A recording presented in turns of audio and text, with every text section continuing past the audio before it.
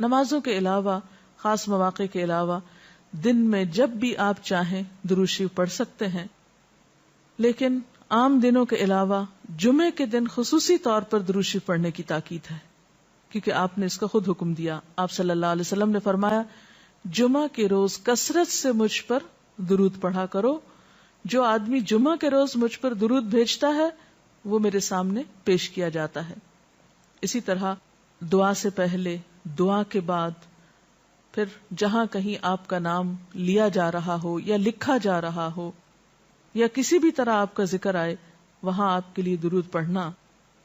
اسی طرح مسجد میں داخل ہوتے وقت درود شریف پڑھنا، مسجد سے نکلتے وقت درود شریف پڑھنا، پھر نماز سے فارغ ہونے کے بعد درود شریف پڑھنا، یعنی ایک تو نماز کے اندر ہے لیکن نماز سے فراغت کے بعد، پھر اسی طرح ہر مجلس میں آپ پر درود پڑھنا ضروری ہے. پھر اسی طرح صبح و شام کے اوقات میں، یعنی یہ تمام مواقع ایسے مواقع ہیں جس میں آپ درود شریف پڑھ سکتے ہیں.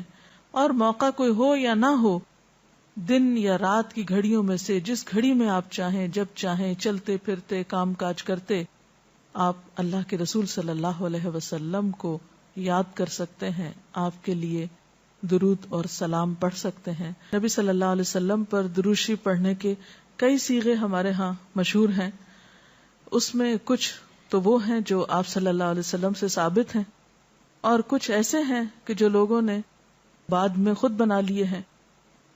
تو وہ ایسے تمام ورژن یا ایسی تمام عبارتیں جو لوگوں نے خود اس معنی کی بنائی ہیں، خواہ وہ عربی میں ہیں یا اردو میں ہیں، تو ان کو پڑھنے کی حد تک تو پڑھا جا سکتا ہے.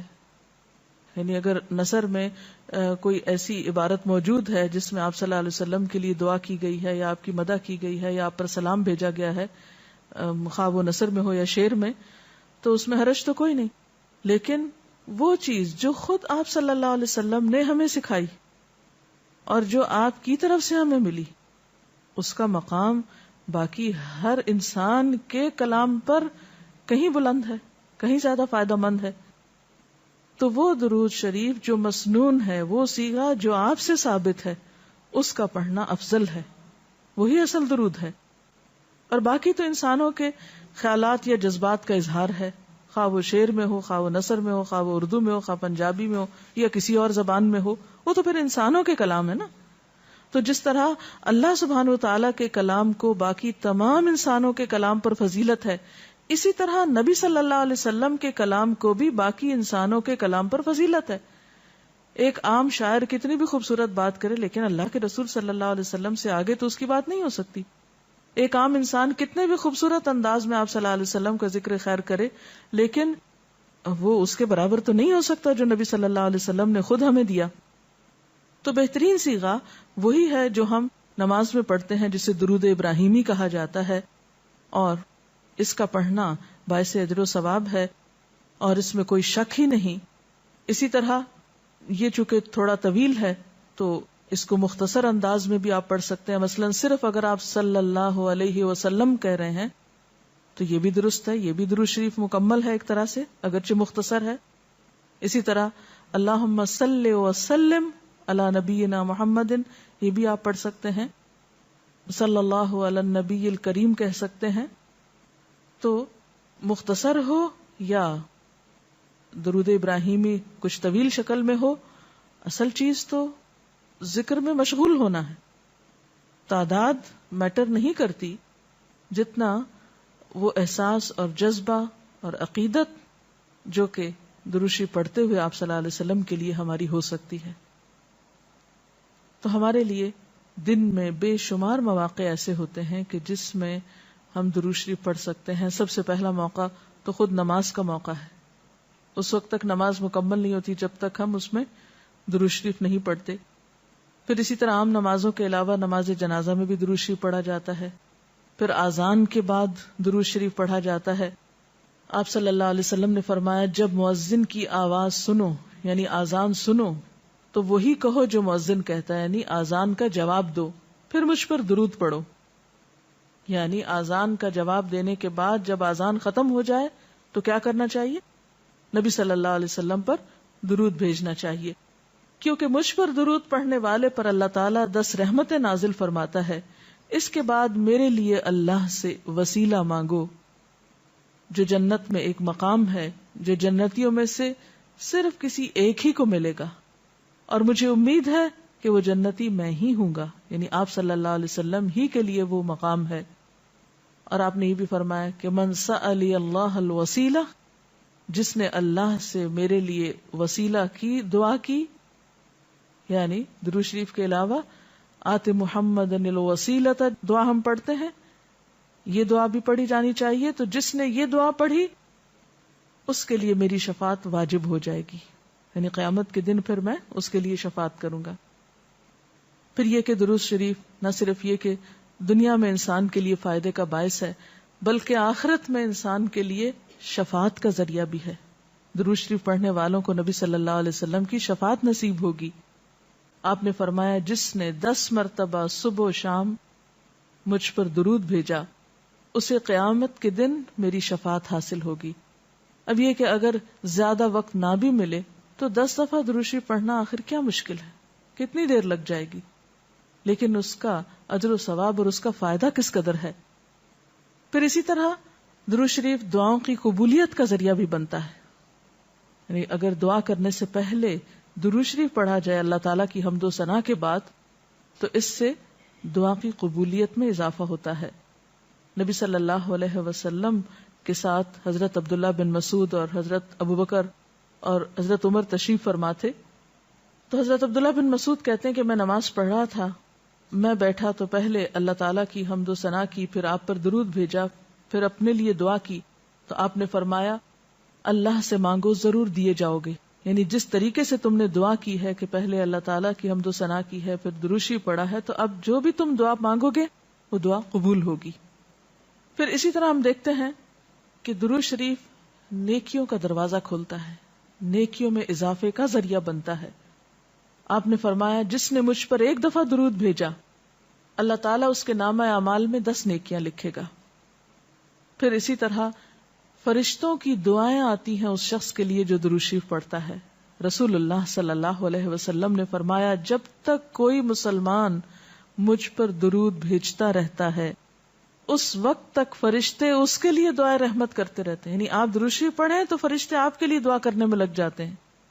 اب جو چاہے کم پڑھے اور جو چاہے زیادہ پڑھے، یعنی کتنی دعائیں چاہیے اس کو.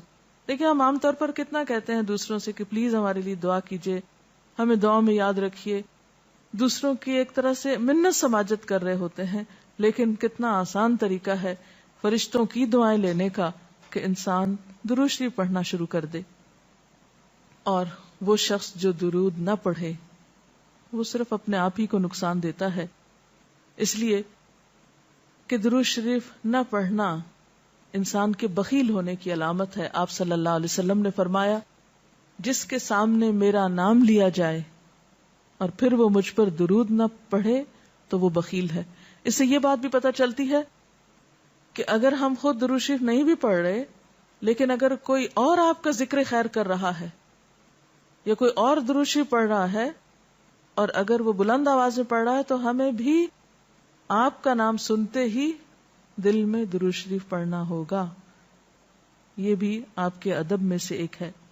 اور قیامت کے دن اس شخص کے لیے جو درود نہ پڑھے، درود کا نہ پڑھنا حسرتوں کا باعث ہوگا.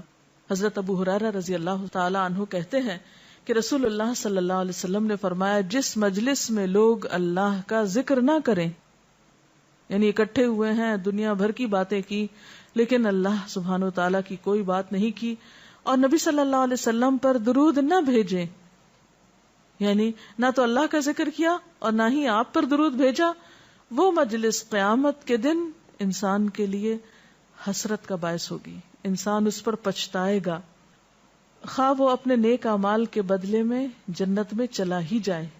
یعنی ایک شخص جنت میں بھی پہنچ گیا لیکن اس کو ایسی مجلسوں پر حسرت ضرور ہوگی جس میں اس نے اللہ کا ذکر اور رسول اللہ صلی اللہ علیہ وسلم پر درود نہ بھیجا ہوگا.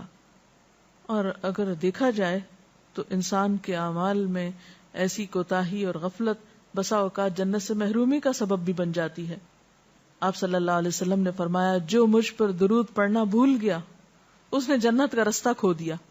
یعنی جس نے اتنی غفلت برتی کہ کبھی آپ کا ذکر ہی نہیں کیا اور کبھی آپ کے لیے دعا ہی نہیں کی اور کبھی آپ کے لیے درود ہی نہیں پڑھا, تو اس نے اپنے لیے کیا کمایا؟ ان اللہ وملائکتہ یصلون علی النبی یا ایھا الذین آمنوا صلوا علیہ وسلموا تسلیما, کہ اللہ اور اس کے فرشتے نبی صلی اللہ علیہ وسلم پر درود بھیجتے ہیں. اے لوگو جو ایمان لائے ہو, تم بھی ان پر درود و سلام بھیجو. تو رسول اللہ صلی اللہ علیہ وسلم کے ذکر کا, آپ کی یاد کا بہترین طریقہ آپ پر درود بھیجنا ہے, آپ کے لیے دعائے رحمت کرنا ہے. وہ عظیم ہستی جس پر اللہ رب العزت کی رحمت برستی ہے, جس کا ذکر اللہ سبحانہ و تعالی فرشتوں میں کرتے ہیں, جن پر فرشتے دعائے رحمت بھیجتے ہیں, آخر ان کا ذکر اور ان پر درود و سلام میں اور آپ کیوں نہ بھیجیں گے؟ آپ صلی اللہ علیہ وسلم پر درود بھیجنا خود ہمارے اپنے لیے باعث سعادت ہے, باعث رحمت ہے. آپ صلی اللہ علیہ وسلم اس کے محتاج نہیں. مشرق ہو یا مغرب, شمال ہو یا جنوب, دنیا کے گوشے گوشے میں آپ کا ذکر خیر ہو رہا ہے, دن رات, آذانوں میں, نمازوں میں, جہاں جہاں آپ کا نام لیا جائے. لیکن اگر ہم درود شریف پڑھتے ہیں تو اس کا فائدہ خود ہم ہی کو پہنچتا ہے, ہمارے اپنے لیے باعث رحمت ہے. تمام غموں, دکھوں, تکلیفوں, مصیبتوں اور پریشانیوں سے نکلنے کا راستہ ہے, درجات کی بلندی کا ذریعہ ہے. رسول اللہ صلی اللہ علیہ وسلم نے فرمایا, جس نے مجھ پر ایک بار درود بھیجا اللہ تعالیٰ اس پر 10 مرتبہ رحمتیں نازل فرمائے گا. ایک بار درود پڑھنے کا اجر و ثواب, اس کے 10 گناہ معاف فرمائے گا.